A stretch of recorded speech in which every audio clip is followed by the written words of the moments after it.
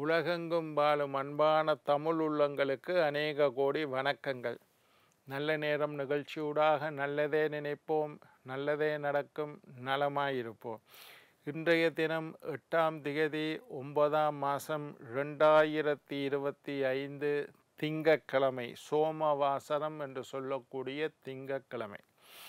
இன்று விசுவாவசு வருடம் ஆவணி மாதம் 23ஆம் நாள், பிரதமை திதி, பூரட்டாதி நட்சத்திரம், மரண யோகம். இன்றைய தினம் ராகு காலம் 7:30 மணி முதல் 9 மணி வரை. இன்றைய தினம் யமகண்டம் 10:30 மணி முதல் 12 மணி வரை. இன்றைய தினம் நல்ல நேரம் 12 மணி முதல் 1:30 மணி வரை. இன்றைய தினம் குளிகன் நேரம் 1:30 மணி முதல் 3 மணி வரை. இன்றைய தினம் ஆயில்யம் மகம் நட்சத்திரக்காரர்களுக்கு சந்திராஷ்டம தினம். இன்றைய தினம் சூளம் கிழக்கு, பரிகாரம் தயிர்.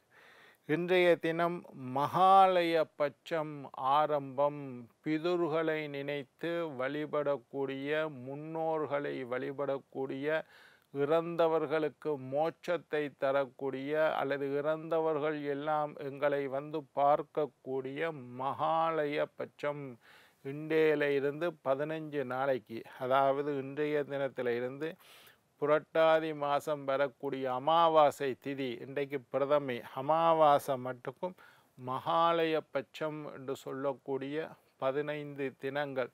இந்த 15 தினங்களும் நாங்கள் இறந்து போன எங்களுடைய முன்னோர்களை, மூதாதையர்களை வழிபடக்கூடிய அற்புதமான நாட்கள். இன்றைக்கு இது ஆரம்பம்.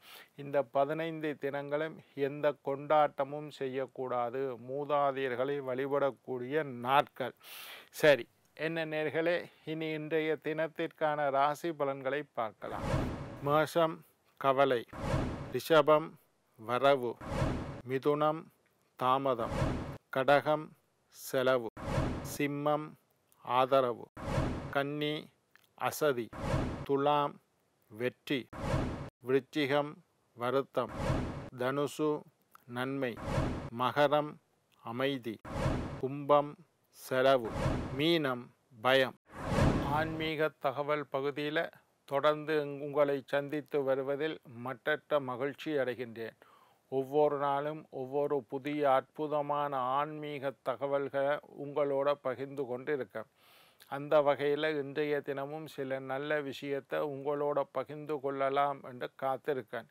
எங்களுடைய நிகழ்ச்சிக்கு நீங்கள் தரக்கூடிய ஆதரவு என்னை மகிழ்ச்சி அடைய செய்கின்றது. சரி, இன்றைக்கு என்னத்தை பற்றி பார்க்க போகிறோம்னா, மகாலய பட்சம் என்று சொல்லக்கூடிய அற்புதமான தினங்களை பற்றி நாங்கள் பார்க்க போகிறோம். இன்றைய தினம் நான் முன்னுக்கே சொன்னது மாதிரி மகாலய பட்சம் ஆரம்பம். அதென்னையா மகாலய பட்சம் என்றால் என்ன? மகாலயம் என்றால் கூட்டமாக வருவது என்று பொருள். மகாலயம் என்றால் கூட்டமாக வருவது. பட்சம் என்பது 15 நாட்களை கொண்டது. மகாலய பட்சம் என்றால் கூட்டமாக வரக்கூடிய 15 நாட்கள் என்று அர்த்தம். உங்களுக்கு தெரியும், பட்சம் என்பது வளர்பிறை 15 நாள், தேய்பிறை 15 நாள். அதுகளைத்தான் பூர்வ பட்சம் என்பது வளர்பிறை 15 நாள், அபரபட்சம் என்பது தேய்பிறை 15 நாள். அமாவாசைக்கு பிறகு வளர்பிறை 15 நாள் பௌர்ணமி வரும். பௌர்ணமிக்கு பிறகு தேய்பிறை 15 நாள் அமாவாசை வரும். ஒரு மாத கால சுழற்சி இதைத்தான் சொல்கிறது. புரட்டாதி மாதம் வரக்கூடிய வளர்பிறை பிரதமையிலிருந்து புரட்டாதி மாதம் வரக்கூடிய அமாவாசை வரைக்கும், இன்றைக்கு பிரதமை, இன்றையில இருந்து அமாவாசை வரைக்கும், புரட்டாதி மாதம் வரக்கூடிய பிரதமையிலிருந்து அமாவாசை வரைக்கும் 15 தினங்கள். இந்த 15 தினங்களைத்தான் நாங்கள் மாலய பட்சம், புரட்டாதி அமாவாசை வரைக்கும் முன்னுக்கு இருக்கிற 15 தினங்களை நாங்கள் மகாலய பட்சம் என்று முன்னோர்களை வழிபடக்கூடிய நாட்களாக இந்த நாட்களை சித்தர்களும் யோகிகளும் மகான்களும் தர்மசாஸ்திர வித்துவான்களும் ஒதுக்கி இருக்கின்றார்கள். சரி, இந்த அமாவாசை என்றாலே உங்களுக்கு தெரியும், பித்ருக்களை வழிபடக்கூடிய நாள். அமாவாசை அன்றைக்கு வீட்டில் கோலம் போடக்கூடாது. ஒவ்வொரு அமாவாசையும் தந்தையை இழந்தவர்கள், தாயை இழந்தவர்கள் தங்களுடைய பெற்றோர்களுக்காக பிதுரு காரியம் செய்ய வேண்டிய நாள். வீட்டில் படத்துக்கு சாம்பிராணி போடணும், காலையில் சாப்பிடாம விரதமாக இருக்கணும், தர்ப்பணம் பண்ணணும், தான தர்மம் செய்யணும், ஐயாமாருக்கு அரிசி மரக்கறி கொடுக்கணும், ஏழைகளுக்கு அன்னதானம் செய்ய வேண்டும், இறந்து போனவர்களுடைய படத்துக்கு படைக்க வேண்டும், அவர்களை நினைவு கூற வேண்டும். பித்ருக்களுடைய ஆசி எங்களுக்கு இல்லை என்றால் நாங்கள் என்ன செய்தாலும் எங்களுக்கு பலன் இல்லை. பெரிய கணபதி ஹோமம் உண்டு செய்கிறேன் ஐயா, எத்தனையோ பூஜைகள் செஞ்சும் பலன் இல்லை. என்ன காரணம்? பித்ருக்களுடைய அனுமதி உனக்கு கிடைக்கவில்லை, பித்ருக்களினுடைய ஆசி கிடைக்கவில்லை. பித்ருக்களுடைய ஆசீர்வாதம் உங்களுக்கு இருந்தால்தான் நீங்கள் செய்த பூஜை புனஸ்காரங்களுடைய பலன் கூட உங்களுக்கு கிடைக்கும். உங்களுடைய சந்ததி நன்றாக இருக்க வேண்டுமாக இருந்தால் பித்ருக்களுடைய ஆசி அவசியம். பித்ருக்கள் ஆசீர்வாதம் செய்தால்தான் உங்களுடைய சந்ததி அமைதியாக இருப்பினும், சந்தோஷமாக மகிழ்ச்சியாக நல்லா படித்து, பிள்ளை படிக்கலையா, பிள்ளைக்கு திருமணம் நடக்கலையா, பிள்ளைக்கு குழந்தை பிறக்கலையா, பிள்ளை குடும்பத்தில் பிரிவையா, இதுக்கெல்லாம் பித்ரு சாபம்தான் காரணம். சரி, இந்த 3 அமாவாசைகள் சிறந்தது. 12 அமாவாசையுமே சிறந்தது என்றாலும் அதில் 3 அமாவாசை. 1 ஆடி அமாவாசை, 2 தை அமாவாசை, 3வது இந்த புரட்டாதி மாதத்தில் இன்னும் 15 நாளில் வரக்கூடிய அமாவாசை. இந்த 3 அமாவாசை, தை அமாவாசை, ஆடி அமாவாசை, புரட்டாதி, இந்த 3 அமாவாசையும் கண்டிப்பாக பித்ருக்களுக்கு வழிபாடு செய்ய வேண்டும். பித்ருக்களுக்கு பிண்டம் போட வேண்டும், தர்ப்பணம் செய்யணும், அர்ச்சனை செய்யணும். இந்த வழிபாடுகளை எல்லாம் இந்த 3 அமாவாசைக்கும் கண்டிப்பாக செய்யணும். சரி, இதில் இந்த புரட்டாதி அமாவாசை என்னென்றால், இன்றைய தினம் பிரதமை என்று சொல்லக்கூடிய இன்றைய தினம் பித்ருலோகத்தில் இருக்கக்கூடிய பித்ருக்கள் எல்லாம் பூமியில் வசிக்கக்கூடிய தங்களுடைய வழிமுறைகளை, அதாவது சந்ததிகளை பார்ப்பதற்காக பூலோகத்திற்கு வந்து 15 நாள் இங்கே தங்கியிருந்து எங்களுடைய சந்ததிகள் என்ன செய்கின்றார்கள் என்று பார்த்து அவர்களுக்குண்டான ஆசீர்வாதத்தை செய்து அவர்களுக்கு பலவிதமான நன்மைகளை செய்து மீண்டும் பித்ருலோகத்துக்கு செல்லக்கூடிய காலம் இன்றைக்கு தான் வருகிறோம். புரட்டாதி அமாவாசை அன்றைக்கு திரும்பி போயினோம். 15 நாள் பித்ருக்கள் எங்களுடன் தங்கி இருக்கின்றார்கள். இந்த 15 நாள் மகாலய பட்சம் என்றால் என்னவென்றால், கூட்டமாக இறந்து போன முன்னோர்கள் எல்லாம் வந்து எங்களோட தங்கியிருந்து எங்களை ஆசீர்வாதம் செய்து எங்களுக்கு பலவிதமான நன்மைகளை செய்துவிட்டு செல்லக்கூடிய நாள்தான் இந்த மகாலய பட்சம்.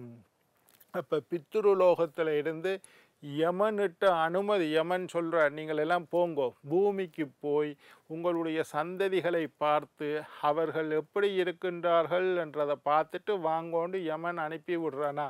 அப்போ இந்த 15 தினங்களும் பித்ருக்கள் பூலோகத்தில் எங்களோடு வாழ்வார்கள். அந்த 15 தினங்களும் நாங்கள் எந்த கேளிக்கைகளோ கொண்டாட்டங்களோ கல்யாணமோ திருமண வீடோ எதையும் வீடு குடிபூரல், வீடு கட்ட தொடங்கிறது, நல்ல விஷயங்கள் எதையும் செய்வதில்லை.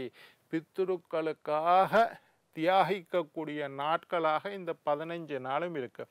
அப்போ பித்ருக்கள் வந்திருக்கக்குள்ள நாங்கள் என்ன செய்யணும்? பித்ருக்களை நினைக்க வேண்டும்.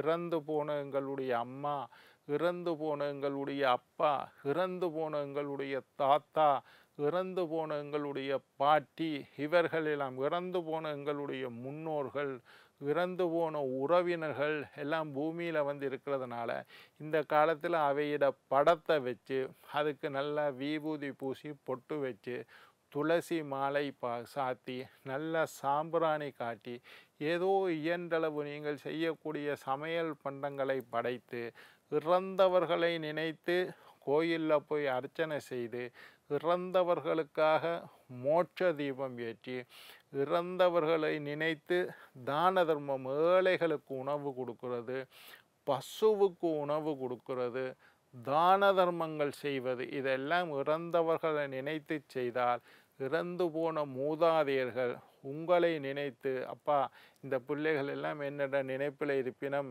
எனக்கு இதெல்லாம் செய்யணும் என்று சந்தோஷம் அடைந்து இந்த பிள்ளைகள் நன்றாக இருக்க வேண்டும் என்று பித்துருக்கள் மனமுருகி உங்களுக்கு ஆசீர்வாதம் செய்து விட்டால் உங்களுடைய கடன் தொல்லை நீங்கும், குடும்ப சண்டை நீங்கும், நோய் நொடிகள் இல்லாமல் போகும், கண்டங்கள், தத்துக்கள், விபத்துக்கள், ஆபத்துக்கள் விலகி போகும்.